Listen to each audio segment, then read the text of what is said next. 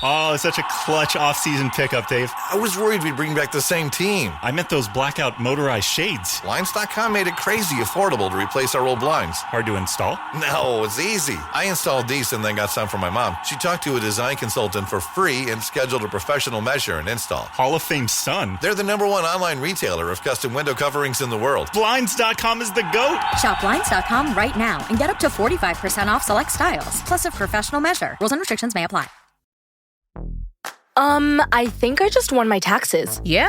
I just switched to H&R Block in about 1 minute. All I had to do was drag and drop last year's return into H&R Block, and bam, my information is automatically there. So I don't have to go digging around for all my old papers to switch? Nope. Sounds like we just leveled up our tax game. Switching to H&R Block is easy. Just drag and drop your last return. It's better with Block. Good morning, guys, and welcome to the podcast. And today we're going to talk to the founder of MBA ASAP. And he founded MBA ASAP because he got fed up with the student debt crisis, and he released his entire MBA course for a fraction of the cost to level the playing field.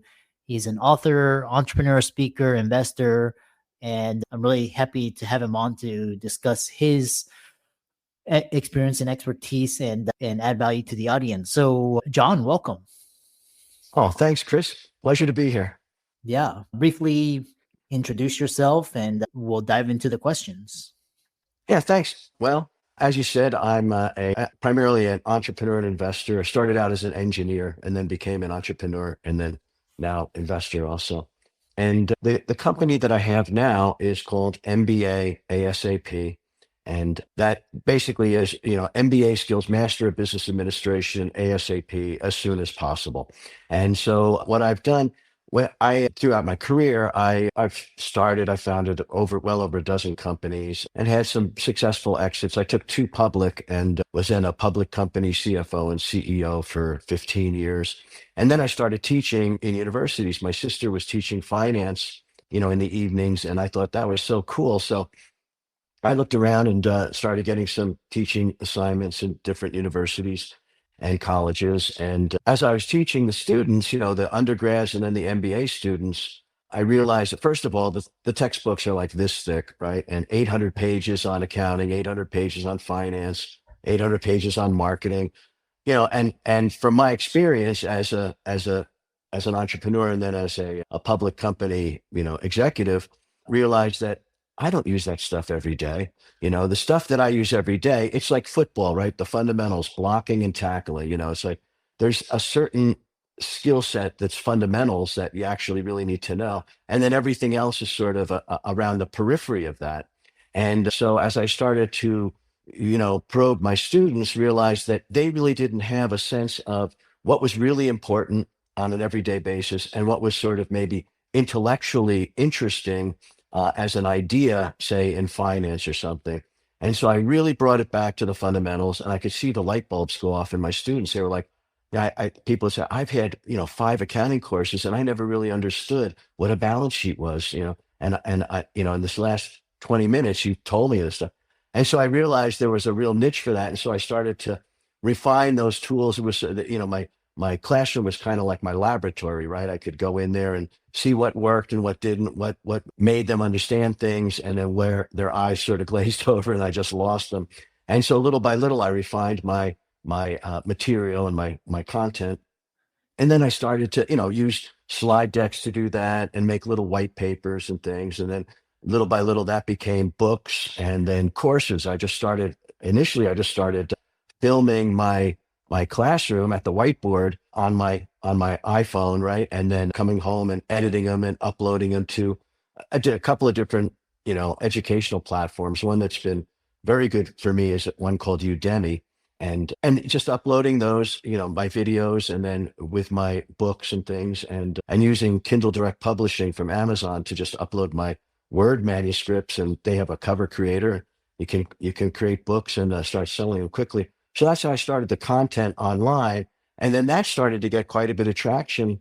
And now I have, well over 30,000 students in 165 countries. I mean, all around the world, everywhere. I didn't even know there was 165 countries.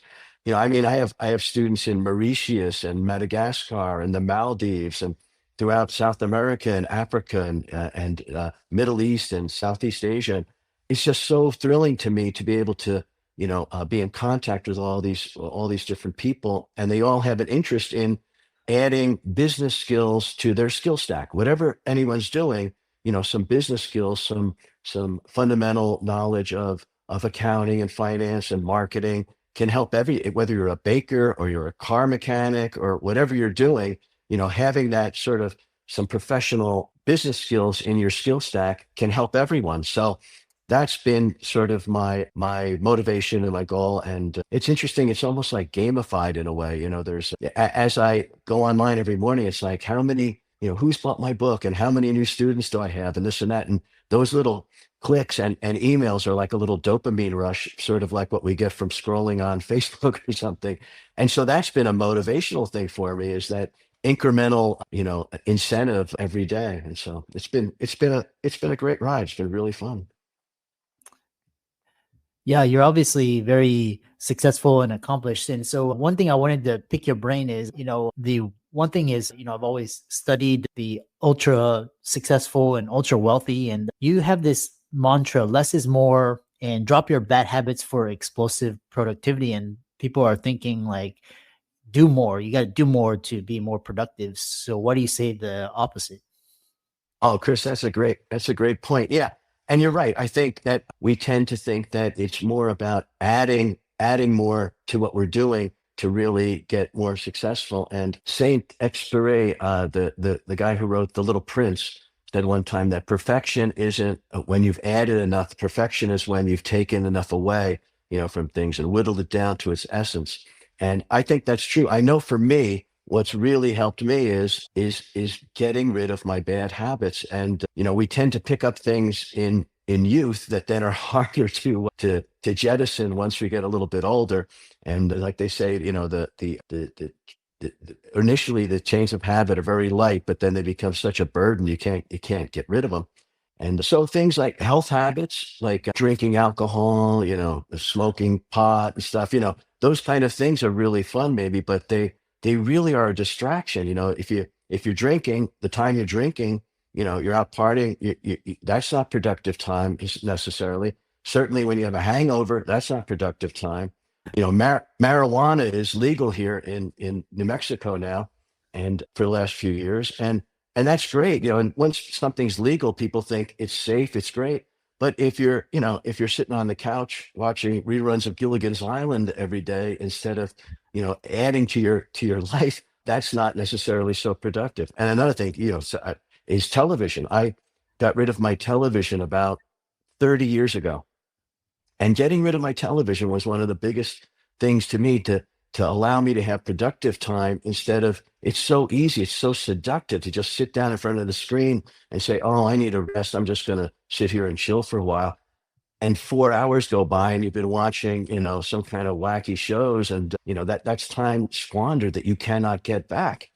And so those kind of, what you even think of as bad habits, it may necessarily be really bad habits, but those kind of things are really tough. I smoked cigarettes for a while. I was when my first marriage, my wife was a cigarette smoker, and I picked up the habit, and boy, was that hard to get rid of.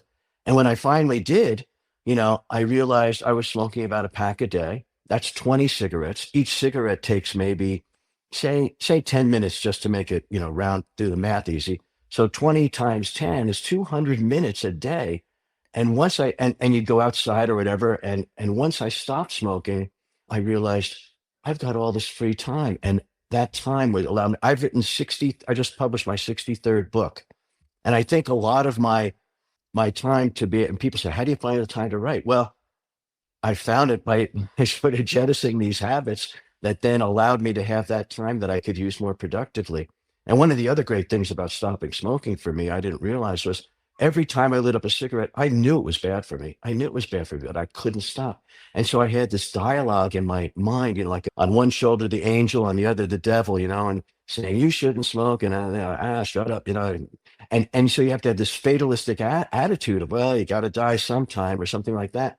And once I stopped smoking, I realized that stress and tension of this internal dialogue that I was having with myself and feeling guilty and all, that went away. And that was one of the most a lightness of being, uplifting things that they ever experienced. So I really found that, yeah, jettisoning, identifying what's habits that you spend too much time doing, that I did, I spent too much time doing, getting rid of those so that then you create that space so that productivity can come in, you can follow your interests. And it's little things. It's, you do something just maybe a half hour, 15 minutes a day, and like flake on flake, like a snowstorm, each flake of snow is not that much, but after a while it builds up and all of a sudden you have 2 feet of snow, so it's that type of cumulative effect of doing things. Interesting. I want to ask you, because you talk about, because what's interesting is, you went Wharton and you're an investor and then taking two companies public. So talk about thinking patterns, because I'm always interested in how the Uber, just kind of like your non-standard individuals, how they think, how they view the world, especially when it comes to wealth. And then we'll talk about the benefits of being a generalist. Oh, excellent, Chris. Those are great questions. Yeah. In fact, I just published the book, I 2 books. One was called Focus and one is on mental models and thinking about those kind of things.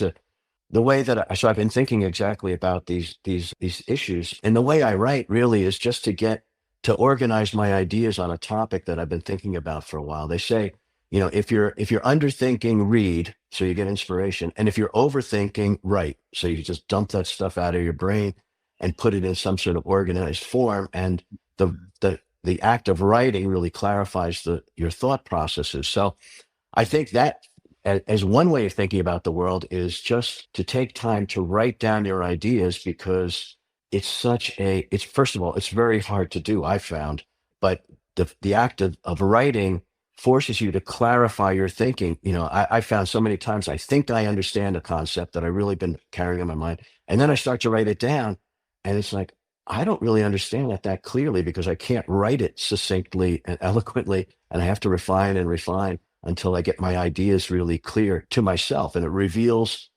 it's like a mirror in a way. It reveals myself to myself, it reveals oneself by that act of writing and forcing yourself to be clear. And it's also an intentional thing. And there's so many different mental models. Charlie Munger, the great investor who was Warren Buffett's partner, who just passed away last year, just a great guy. His book, Poor Charlie's Almanac, is a great font of wisdom. But he said that what we need are a lattice work of mental models, different ones that like a toolkit that we can use in different types of situations. And part of that, those are things like the Pareto principle and understanding that there's these power laws that, 20% of what you do is going to create 80% of the results. And that type of power law is all over the place. Coca-Cola has, I forget what they call it, power users. And 20% of the people that drink Coca-Cola consume 80% of the Coca-Cola. So there's all these kind of things in marketing and in all kinds in nature where you see these type of things, and finding what are those things that you can do that you can leverage, basically. It take 20% of your time and give you 80% of the results. Those are the kind of things to focus on, whether it's investing or anything productivity that you're doing, and finding those type of things that really leverage your efforts so you get the most bang for the buck out of them. Another thing is probabilistic thinking in probabilities. It's never really a decision-making tool where it's never going to be right or wrong in a way. It's like, well, this has an 80% chance of happening, or it has a 60% chance of happening, or a 95% chance of happening. And to be able to have an intuition about probabilities like that, because you think, well, 95% chance of happening, that means it's a sure thing. No, there's still 5% chance that things will go against you and it won't happen. And one way to cultivate intuition about probabilities is to, say, play poker, where you really start like Texas Hold'em is a great game where you can really quantify a lot of the probabilities of your hand winning or your hand losing. And sometimes you think, oh, I got an 80% chance of winning. That's really good. And then sure enough, the 20% comes up and you're like, oh, now I understand how big that 20% chance of losing in that situation is. And another thing about that is what they call resulting, and not being, when you make a decision, and then whether it goes right or wrong, it has a probability of happening or not. And sometimes you might say, is it 80%, 70%? I don't want to use the 80-20 too much. 70% chance of happening, 30% chance of not. It's like, I like those odds, 30%. And then if it doesn't happen, you're like, oh, I knew it. I made the wrong decision and all. That's not the case. With the information, we're always making decisions with less than incomplete information. So, after the fact, if you say, oh, that was a dumb decision because it didn't work out the way I wanted. No, you have to really go back and realize, with the information you had at the time, you thought it was 70% chance of happening. That was a good decision, but the 30% ended up being the reality, and it's not good to go back and then judge your decisions based on what happens, because there is that probabilistic chance that it won't. So there's all these different mental models that can help us, and it's good to know a lot of them, and also our biases. Daniel Kahneman, the great economist, had the book Thinking Fast and Slow, where he outlined a lot of our biases. We have these shortcuts that we use mental model wise to make decisions, because otherwise we'd have too much information. We wouldn't know what to do, and we'd have paralysis by analysis, just keep analyzing things and never making a decision, where making a quick decision is very beneficial in many aspects. So we have these shortcuts to do that. They're called heuristics, right? But they have biases built into them that we have to be aware of, like our confirmation bias. Like if we have an opinion we're holding, we go out and seek information that confirms that opinion we're having, instead of going out and seeking things that may challenge that belief that we're holding. And to continually update and reevaluate our beliefs, so that we are really operating from a place with beliefs that serve us. Yeah, I love that. And I think Ray Dalio talks a lot about that. And I recently listened to, I think it was the We Study Billionaires podcast, where they were talking about the power law and how VCs and, a lot of the some of the main insights were from talking to hedge fund and traders and managers, and how they think about things. It's completely different than the way the mainstream individuals think about how to become wealthy. The other question is, why is it beneficial to be a generalist instead of a specialist? Well, that's a great question. There was a book about the power of being a generalist. One of the great things about being a generalist is acts of creativity. If you want to be an original thinker, and to be an entrepreneur or in any kind of business, you're looking for creative ways to solve problems and to think about things differently, right? Think different. And most creativity, we tend to think that creativity is some inspiration that just like boom, comes out of the blue, and oh my goodness, now I understand this thing. But really, what a lot of times it is putting things together from different subjects in a new and novel way. Being able to take something from one subject and see how could that apply in this situation, in other realm. And if you can put maybe two or three things together in a novel way, suddenly you have a unique product or service. And so that is the benefit of being a generalist, is you have lots of different things to pick from. And what we mean by a generalist, what I mean is someone who knows a lot about many subjects, but not too deep, maybe a couple inches deep on things. But and that's been discredited. The Latin word Johannes factotum, jack of all trades, someone who knows everything.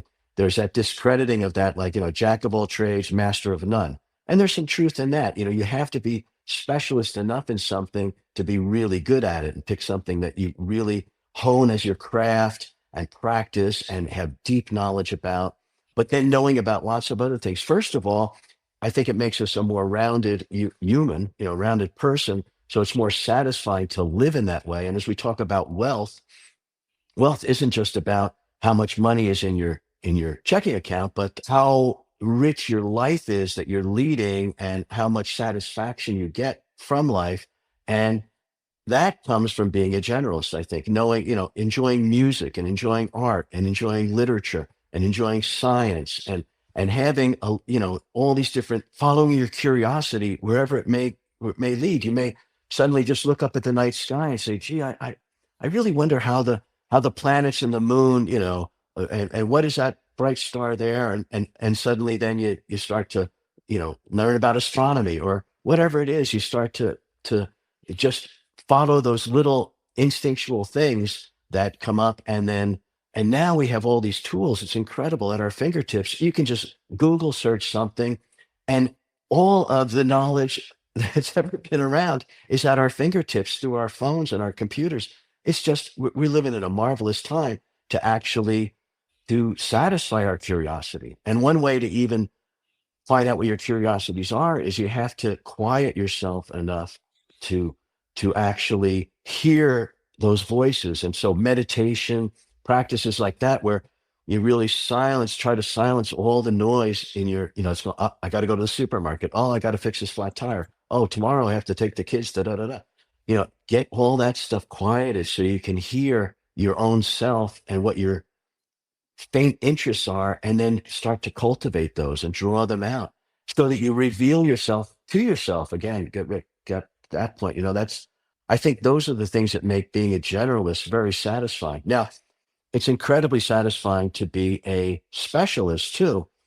You're a very impressive specialist, PhD, MD. You have knowledge, in very specific areas that's incredibly deep. And that's the way that knowledge progresses, is through people that really study things, come up with novel, research, and then add that to what, human knowledge. So that's incredible too. So I think it is a balance. It's good to be a generalist. And I think that one of the reasons that to think that a generalist is good is that it's been kind of disparaged for so long as, oh, you know about a lot of stuff, but not enough to make a difference. But really being able to pull from different areas. I think a guy like Richard Feynman, the physicist who had a lot, he would go to Brazil and play the bongos and stuff, all kinds of cool stuff, because he was just, so insatiably curious. And I think that shows a vivaciousness and a life affirming attitude that's really, really good. And it also, I think, replenishes us to go back and do the hard work of the specialist, is if we take some time and just, drink from English poetry from the 1600s or something, and just, and it puts us in touch with lots of different people and ideas, and makes us appreciate how big the world is. Mhm. Yeah. And, you said so much on creativity, just putting things together. It's not just like just one. Sometimes it's like one key insightful idea, but usually it's just kind of tinkering and just putting things together, either processes or different ideas. And I really loved Richard Feynman. His autobiography was so fast, just like he's so brilliant, just the way he viewed the world. My question for you is, because I've been studying kind of where our world is going.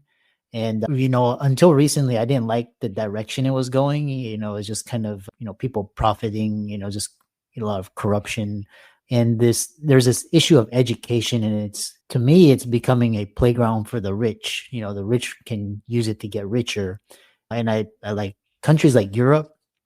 Everybody's educated, everybody. Yeah. It doesn't matter if you're poor or rich. It's just, but here in the States, if you want to be educated, you have to be wealthy. So do you think where do you see education? And is it just going to be something where the rich just get richer? Or is it going to go away? Like we won't need universities, like we'll have artificial intelligence. I'm just curious your thoughts. Well, that's a fascinating subject. Well, that's one reason why I started MBA ASAP, was that I went to Wharton, at the University of Pennsylvania, an Ivy League, MBA program. And I wanted to go there for many reasons, but one was, is there secret knowledge that these elites know that, is there a secret handshake or something like that? What is it? And it turns out there isn't any really secret knowledge. It's pretty common sense stuff. And they had wonderful professors there and wonderful colleagues, my students, and it was a great experience. But, I was working at ABC television at the time in New York City, and I decided that, and I had a young son and a family, and, and I could have stayed at ABC and gotten my MBA, going at night to maybe like NYU or Columbia or something, going at night, studying on the weekends. ABC would have paid for it, but I wouldn't have had any other life. I had a young child, and I was kind of burnt out. I'd been doing that engineering work at for the television broadcasting network for 10 years, and it was really exciting and fun. It was all sports and news and all these great programs. Um, but I thought I'd really like to go, instead of going nights for 4 years, go back for 2 years and just study full time and really just devote myself to it, not have to worry about work and all these other distractions. I'd have time with my family. So ended up going to Wharton, and Wharton didn't have a night school anyway. It's just during the day. So 2 years. So I left my job. It was a high paying job, went to school. It was a high tuition. I had all my, living expenses for my family during that time. I ended up digging a hole of about $400,000 for myself over 2 years. That's tough to recover from, and it was that type of elite type of gatekeeping that has a big price tag to it. And I felt that for a decade, and I was like, was that the wisest decision I could have made? And so I wanted to bring that type of education to everyone. So for a couple $100, you can take my course. It's all videos. You can look at them on your phone. You can look at them on your computer. You can repeat them. If you daydream for a second in a classroom, right? The teacher's moving on. You can't say, could you go back and, rewind for the last 10 minutes? Because I was looking out the window. But you can do that with a video. And so it has a lot of pedagogical benefits even. And to make it more accessible to everyone. Everyone should have access to education, because I truly believe that education is one of those tools that can lift everyone up. It may not, but you have the opportunity, if you keep educated and you keep continually learning, you have opportunities that you don't have if you don't keep learning. So I wanted to make that available to everyone all around the world, and not have it be limited by money, by geography, right? You can't go to Harvard unless you live in, Eastern Massachusetts, or you can't go to Stanford unless you're in the Bay Area or something. So I wanted to try to make that available to everyone. And you're right. It seems in the United States, it really is the purview of the wealthy and these elites that then get to go to school. And that's fine. God bless them. But it should be available for everyone. Like you say, in Europe, college is free. And we have up to 12th grade free here. Why couldn't we have up to 16th grade be free? The 4 years of college could be free, and it would benefit everyone. The GI Bill, when the soldiers came back from World War II, they had the GI Bill. Many of them took advantage of it to go to college and university, and that created a big economic boom, because suddenly you had all these educated professionals entering the workforce, and all of that, in aggregate, really made for an economic boom. So I think we could do that again. I think we're overlooking cultivating the potential of the people here, and the workforce and everything, to really do. If everybody just does an incrementally bit better, that's a lot over 350 million people or something. Yeah. The other thing, final question is, because you talked about, creating a life of satisfaction. And, what I found is, because, you've taught at Ivy League, and you got, you've taken companies public. And so and obviously talking to you, you resemble a lot of the thinking patterns of the ultra wealthy, the billionaires. So the question is, like, creating a life of satisfaction, and everybody's like, yeah, if I only had a little bit more money, or if I had 100 million, or if I were a billionaire, I'd be happy. But talk about, like, creating a life of satisfaction is not around there, because I know here in the States, our worth is kind of equated to success and how much we make and all of this. But talk about how a life of satisfaction is not that. Well, and you're absolutely right, Chris. And I think that, you have to think of what's the end goal. We're all like, well, if I just get more money, then I'm going to have this or that, and there's a great anecdote of Kurt Vonnegut, the writer, and I can't remember his name, the guy that wrote Catch 22. They were friends, and they were at a billionaire's house back in the 60s, and they're out on the patio having a smoke. They said, and Kurt Vonnegut and Catch 22 became a huge bestseller. And Vonnegut said to, I can't think of the guy's name now, but the guy who wrote Catch 22, and he said, you got a bestseller now, but you'll never, this guy makes more in a day than your bestseller is going to make in a year. And then that guy turned to Vonnegut and said, yeah, but I have something he doesn't. And Vonnegut said, what? He said, enough. And it said, that thing about, when is enough and what is enough? Money. Think about now they're valuing Elon Musk at $420 billion. I mean, that's like almost $500 billion. When does it become enough? And there's wonderful billionaires like, I think, Bill Gates. He's coming out with a new book about his childhood. I just read an excerpt of it. Really fascinating. But he's made the Gates Foundation, and he gives all his money to charities, and they take a business sort of approach to how they're going to measure the impact of what they do for, eradicating malaria or all these different types of things.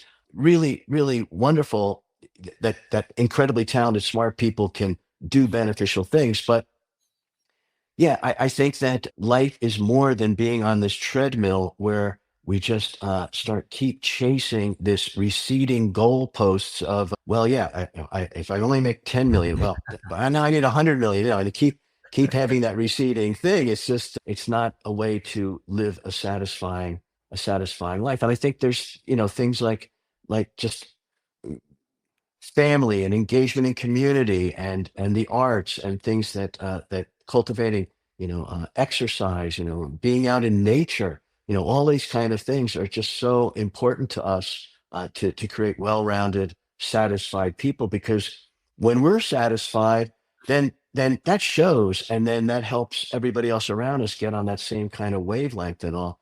But if we're just stressed and looking for the next thing, and every time we have a win, we just discard that and just move on to the next goal, it gets old. It gets old for us, and then you look back. And, one of the great things is a practice to have is, what is the advice that the 85-year-old you would give to yourself?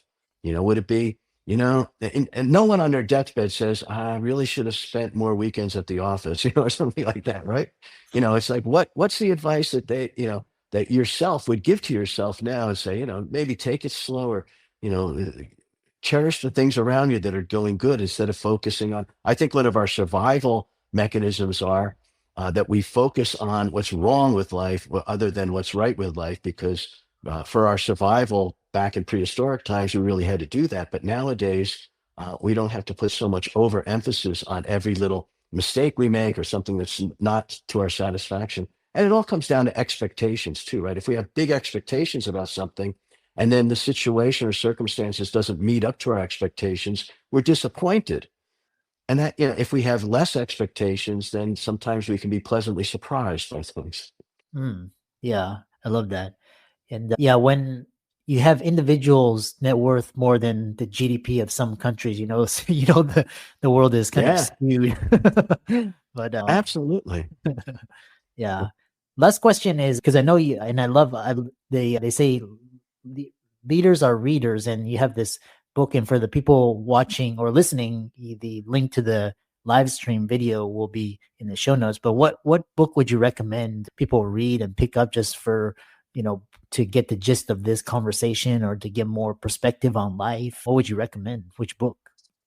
Oh, wow. Well, there's just so many, I read hundreds of books over time, but they're all really super great. I should have had an answer ready for this question, but well, one that I'm actually looking at right now, I'm just going to go back to my shelf because then I can show you.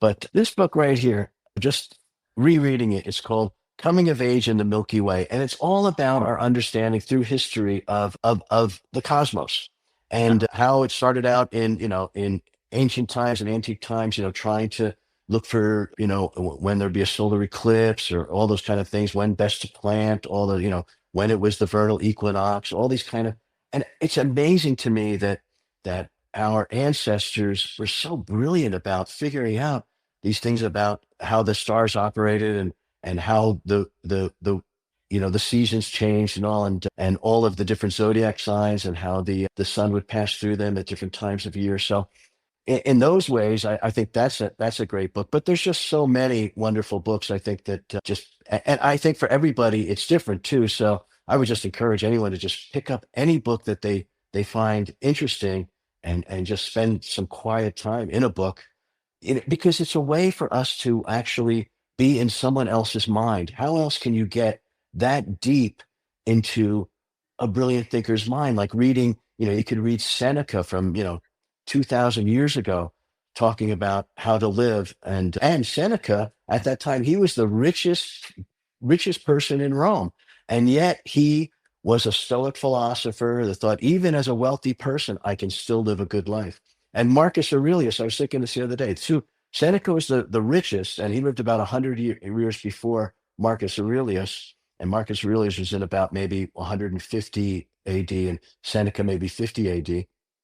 And Marcus Aurelius said, one can live a good life even in a palace. And he was the emperor of Rome. Those type of ideas, these people that, would take their wealth and their power and things like that. I say, wait a minute, those things are fine and dandy if I use them correctly, but still, what does it mean to live a good, rich life? So those are two, Marcus Aurelius's Meditations and Letters to something or other. Those two would be really good ones to read, and they're very short, both of them. And so, Thanks. Yeah. I love books on history, especially economic, political, financial, a lot of insights. And thanks so much. And how can people find out more about you and learn more about MBA ASAP and connect with you? Oh, thanks, Chris. Yeah. The best way is my website, and that's MBA-ASAP.com. And on there, there's, the links to my course, and there's also a link to my email list and things. And please, anyone email me, and I respond to everything and love to talk with people. And it's really been a pleasure. Pleasure, Chris. I really enjoyed it, and so many insights and so much, value for the audience. And thanks so much for coming on, and keep up the great work. Oh, thanks, Chris. You too. Great work you're doing. Really fantastic. Take care.